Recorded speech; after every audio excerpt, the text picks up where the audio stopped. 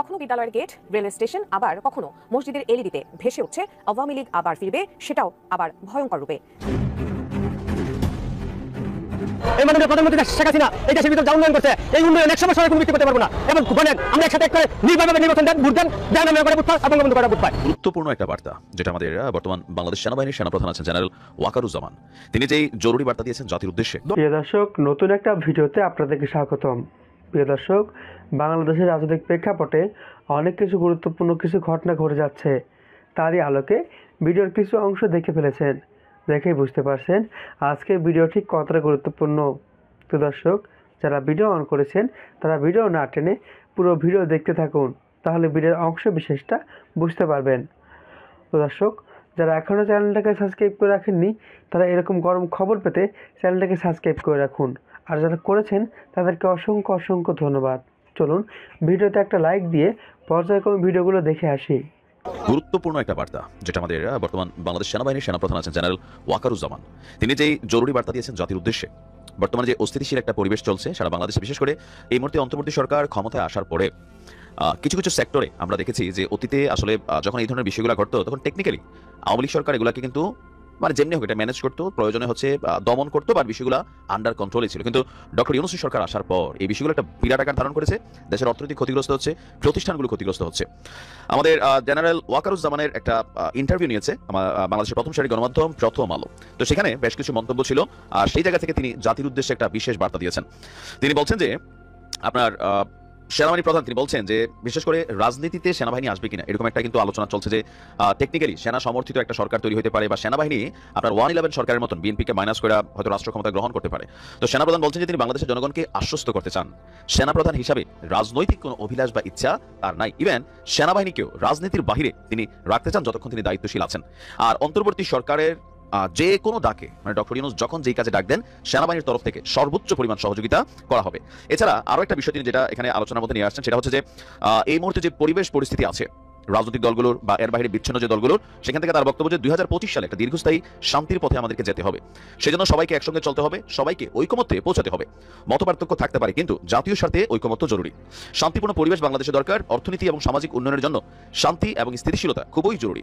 আর এই দুটি বিষয় যদি না হয় তাহলে আপনার সুশাসন আসবে না। আর গুরুত্বপূর্ণ আরেকটা অংশ আমি যদি ওনার ইন্টারভিউর মধ্যে দেখি, এই মাননীয় প্রধানমন্ত্রী শেখ হাসিনা এই দেশের ভিতরে যা উন্নয়ন করছে, এই উন্নয়ন একসময় সবাই কোনো বিক্রি করতে পারবো না। এবং বলেন আমরা একসাথে একটা নির্বাচন দেন, ভোট দেন, আমরা করে ভোট পাই এবং বন্ধ করে ভোট পাই। আমরা জননেত্রী শেখ হাসিনা দেশ থেকে তারাই দিয়েছেন, একের কামাই দিয়েছেন। এই দেশে তো মূলতান্ত্র কমাইতে পারলেন না, কমাইতেন জনগণের কল্যাণে কাজ করতেন, সমাজে কাজ করতেন, গরিবের ভিতরে তাকাইতেন, রিক্সার প্রতি তাকাইতেন, সাধারণ মানুষের প্রতি তাকাইতেন। কি তাকাইছেন আমরা যে জায়গায় করতে অবস্থা সুইজব্যাংকে উনি পড়াই নাই, না উনি পড়াই নাই। এই দেশের জনগণের একটা জায়গা ছেলে কিছু পারে না, জায়গা ছেলে কিছু পারে না, কেন মানে না তোমরা যে মরারে মারসকা বলে মরা লড় সবাইকা। বাংলাদেশটা তো যে ক্ষমতা পায় সেই লুটপাট করে খায়। এই দেশ কখনো এই বর্তমান যারা আছে এই সমাজের লোক থাকলে কখনো এই দেশ ঠিক হবে না। আজকে যারা বৈষম্য বিরোধী ছাত্র আন্দোলন তারা তো হাতির পাঁচ পাও দেখছে, তাই কেউ চা বেচতো, কেউ করতো, বিশ্ববিদ্যালয় বিভিন্ন ভাবে তারা ফেরি করতো, ওই যে আম বেচে। কিন্তু আজকে কই এত টাকার মালিক কোথা দেওয়া হয়? আজকে 72-এর সংবিধান আউট করে দেবেন, 71-এর স্বাধীনতা যুদ্ধ আউট করে দেবেন, নতুন কিছু করবেন, এত সহজ। আবার কখনো বিদ্যালয়ের গেট, রেল স্টেশন, আবার কখনো মসজিদের এলইডিতে ভেসে উঠছে আওয়ামী লীগ আবার ফিরবে, সেটাও আবার ভয়ঙ্কর রূপে। জানিয়ে দেশ জুড়ে শুরু হয়েছে ব্যাপক আলোচনা সমালোচনা। কিন্তু সত্যি কি দেশের রাজনীতিতে কামব্যাক করতে পারবে আওয়ামী লীগ? পারলেও কিভাবে? বিস্তারিত থাকছে আরিফ হাসানের প্রতিবেদনে।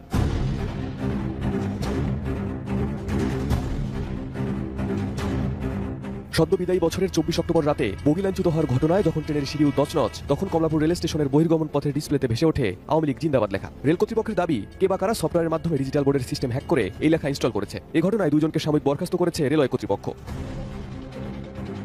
একই ঘটনা খুলনা রেলওয়ে স্টেশনেও। গত 14 ডিসেম্বর খুলনা রেল স্টেশনের মূল ফটকের সামনে ডিজিটাল ব্যানারে ভেসে ওঠে ছাত্রলীগ ভয়ঙ্কর রূপে ফিরবে, জয় বাংলা, জয় বঙ্গবন্ধু, শেখ হাসিনা আবার আসবে। পরে স্থানীয়দের মাধ্যমে খবর পেয়ে বৈষম্য বিরোধী ছাত্র আন্দোলন এবং স্থানীয় বিএনপি নেতাকর্মীরা রেল স্টেশনে বিক্ষোভ করেন। খবর পেয়ে ঘটনাস্থলে এসে পুলিশ জিজ্ঞাসাবাদ করে রেল স্টেশন থেকে একজনকে আটক করে।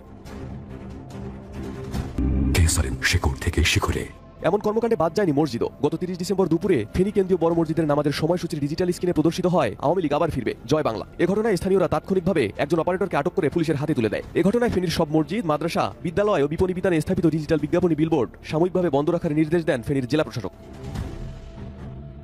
এবার এমন ঘটনা ঘটল চুয়াডাঙ্গার একটি প্রাথমিক বিদ্যালয়ের ডিজিটাল স্ক্রিনে। নতুন বছরের শুরুর দিনে জীবননগর উপজেলার একটি সরকারি প্রাথমিক বিদ্যালয়ের মূল ফটকের ডিজিটাল সাইনবোর্ডের স্ক্রিনে ভেসে ওঠে আওয়ামী লীগ আবার ভয়ঙ্কর রূপে ফিরবে। এসব ঘটনায় স্থানীয়দের মধ্যে চরম উত্তেজনা বিরাজ করছে। স্থানীয়রা এসব ঘটনাকে হুমকি হিসেবে দেখছেন।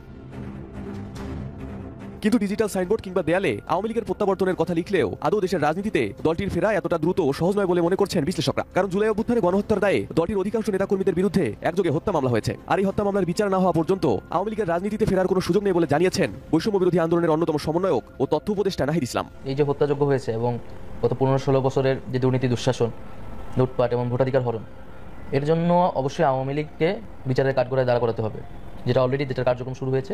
কারণ আওয়ামী লীগ দল হিসেবে এবং তাদের নেতাকর্মীরা ব্যক্তিগত জায়গা থেকেও এই সকল অপকর্মের সাথে জড়িত ছিলেন এবং এই গণহত্যার প্রধানতম তারা হচ্ছে নির্দেশদাতা ছিলেন। তো সেই জায়গা থেকে তাদের হত্যার যে হত্যাগুলো তারা করেছেন এবং যে অপকর্মগুলো করেছে তাদের সেটার জন্য তাদেরকে বিচারের মুখোমুখি করা, বিচার প্রক্রিয়ার পরেই আসলে এটা বলা যাবে যে আওয়ামী লীগের রাজনীতি কতটুকু থাকবে বা থাকবে না, এবং জনগণই সেটা সিদ্ধান্ত নেবে। কিন্তু সবার আগে বিচারের আগে তাদের রাজনীতি বা তাদেরকে পুনর্বাসন করার কোনো সুযোগ নেই। জুলাইয়ের তীব্র আন্দোলনের মুখে গত 5 আগস্ট দেশ ছেড়ে ভারতে আশ্রয় নিয়েছেন ক্ষমতাচ্যুত শেখ হাসিনা। এরপর একযোগে গা ঢাকা দিয়েছেন দলটির অধিকাংশ নেতাকর্মীরা। কিছু নেতাকর্মী গ্রেপ্তার হলেও বেশিরভাগই রয়েছেন এখনো আত্মগোপনে। বাংলাদেশের রাজনৈতিক ইতিহাসে কোনো দলের নেতাকর্মীদের একযোগে গা ঢাকা দেওয়ার ঘটনা এবারই প্রথম। তো দর্শক, আশা করি পুরো ভিডিওটা দেখেছেন। দেখে হয়তো আপনার মন্তব্য থাকতে পারে। মন্তব্য থাকলে কমেন্ট বক্সে জানিয়ে দিন। দেখা হবে, কথা হবে পরবর্তী কোনো ভিডিওতে। আসসালামু আলাইকুম।